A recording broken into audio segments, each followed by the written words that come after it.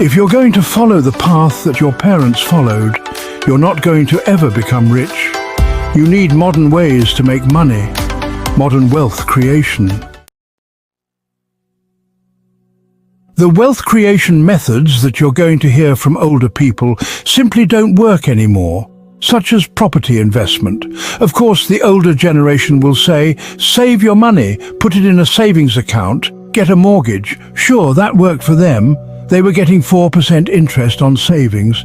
Now we don't even get 1%. They bought a house for 85 grand and now it's worth $500,000. When they bought it, they were earning 30 grand a year. Now I'm earning 40 grand a year, but the house costs 10 times more, and I get no interest on my savings. Everything they're telling me is outdated. It doesn't work anymore. If you're going to follow the path that your parents followed, you're not going to ever become rich. You need modern ways to make money, modern wealth creation. There are ways to make money in the modern world that no one in your school is going to teach you and that older generations are unfamiliar with.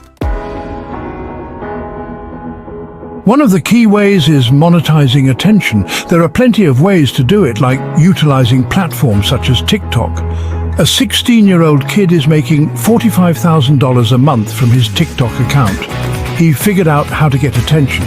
He may not be a flawless speaker or have life experiences interesting enough for a podcast, but he found a way to grab attention by repurposing content that people already engage with. Now people are on his page and he's monetized that attention. That's how you do it. The hard part is getting attention in the first place. Many companies have huge profit margins, but they have to spend all their money on advertising to sell any product, and then their profit margin gets wrecked because they have to get attention the old-fashioned way, which is expensive. You need to find a more efficient way to capture attention, and that's difficult. But that's the only hurdle between being broke and becoming wealthy: attention. How do you get it without embarrassing yourself?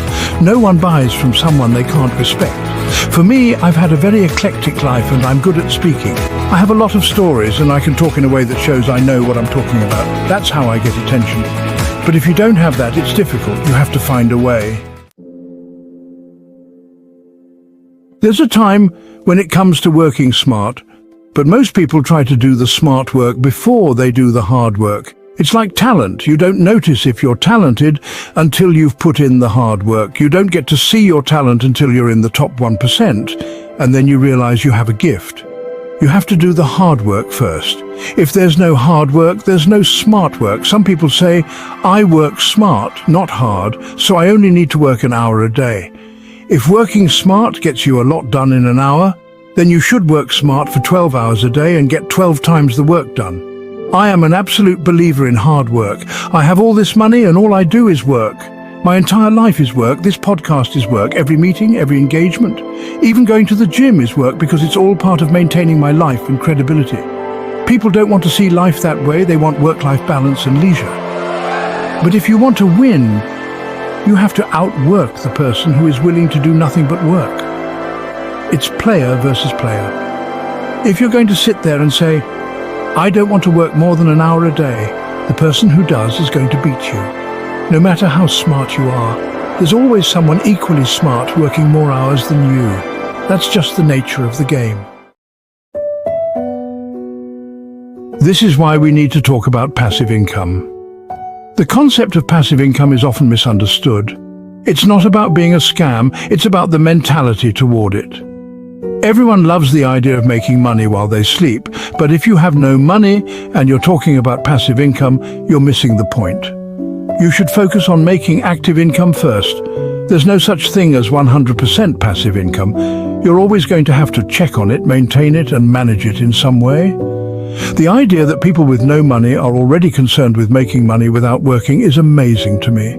You should be worried about active income. If you can make $1,000 an hour, don't sit there and ask how to make it passive. Just start working. You don't need to worry about passive income until you have no more time. When all your time is filled with work and your workload still isn't finished, then you can think about making some of those income streams passive. At some point, you have to bite the bullet and just work. If you're lazy, you'll never get anywhere in life. whether it's in tennis or making money. And there's another issue: quitters. I can't stand quitters. Quitters can have every single advantage, all the information, all the tools, and even a mentor pushing them daily, and they'll still fail because they quit. You need people who don't quit. Every single facet of my life is a testament to the fact that I don't quit. When people see my success, they can say whatever they want about me, but they cannot call me a quitter. I didn't quit even when it was hard. That's the difference. If you don't have that kind of tenacity, you're never going to be anything.